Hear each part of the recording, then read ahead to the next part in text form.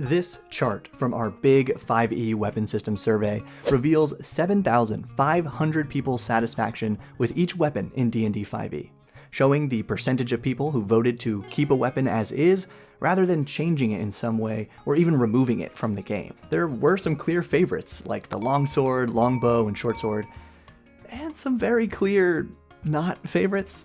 Go ahead, take a second. What do you think is the least favorite weapon of D&D 5e? Yeah, it's the blowgun.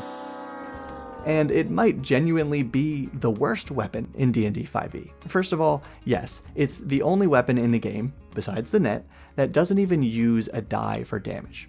But that's just the beginning. The blowgun also has the shortest range out of every ammunition weapon, and it's uniquely bad because it's the only weapon with a range of 25-100.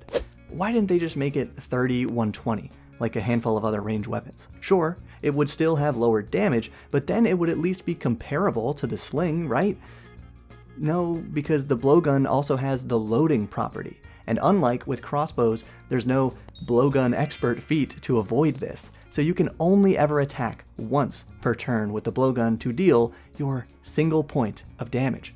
And to top it off, it's a freaking martial weapon, so the only characters who can use the blowgun have way better alternatives. It just cannot compete with the damage of the hand crossbow, let alone the damage and range of the heavy crossbow and longbow. It seems to have been designed with almost insultingly bad features compared to other ranged weapons. So from a mechanical standpoint, the blowgun is, objectively, a pretty poor choice for a weapon. And we are going to make it a solid choice without even boosting its damage, but you are going to need some dice for these changes, so definitely check out our sponsor, Only Crits. They got stone dice, metal dice, hollow metal dice, sharp-edged resin dice, and even dice with little guys inside of the dice. How do they do that? They make dice trays and cases. You get a free adventure with every order from Only Crits, and you can save 15% when you use the code BOB and the affiliate link below, so they know who sent you. Now, the survey also told us the top 3 factors people consider when choosing a weapon for their 5e characters. See if these line up with what you do. 1. Whether or not their character is proficient with the type of weapon. Of course. Then 2. The amount of damage it does. And 3. Whether or not it matches their character's aesthetic. Right away, let's address number 1 by just agreeing that the blowgun should be a simple weapon. It's a freaking tube that you point at your target and blow into. When I was in high school, I had a cool neighborhood friend that for some reason owned a blowgun, and it was super easy for us to use without any martial training. And this allows basically every character to at least consider choosing the blowgun. As for damage, I am not really into just increasing it for the sake of increasing it. I'm almost positive the 5e designers expected blowgunners to use the 14 unique poisons in the free basic rules. Some have incredibly high damage and debilitating special effects.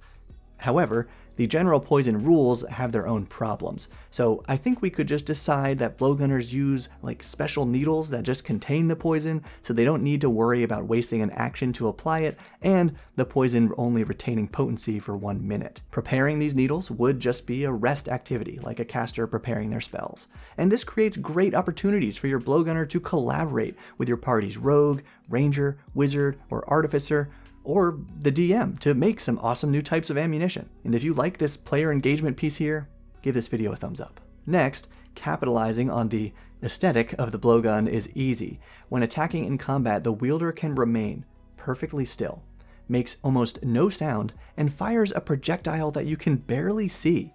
They're very stealthy, so blowguns should definitely have a feature like this. When you attack with this weapon while hidden, the target may notice your attack, but the target does not automatically know your location, whether the attack hits or misses, making it a great choice for rogues, rangers, monks, and other high dex characters. And in case you forgot, the blowgun is just a freaking tube, so it should also have a feature like this, concealable. This small or unassuming weapon can be easily hidden or disguised. You have advantage on dexterity, stealth, or sleight of hand checks to hide this weapon on your person or elsewhere, or to disguise it as another object. Then, to really nail the sneaky aesthetic outside of combat, I think the blowgun should double as a snorkel, allowing your stealthy characters to perform some water-based espionage. And if that's not enough, we could also make a genuinely martial version, the war blowgun. 1d4 damage, longer range, 8320, and two-handed, but still very stealthy, easily concealable or disguisable anyway, and functional as a snorkel. So let me know what you think of these ideas and what weapon we should tackle next. Then check out this video of the most desired weapons not currently in 5e, and keep building.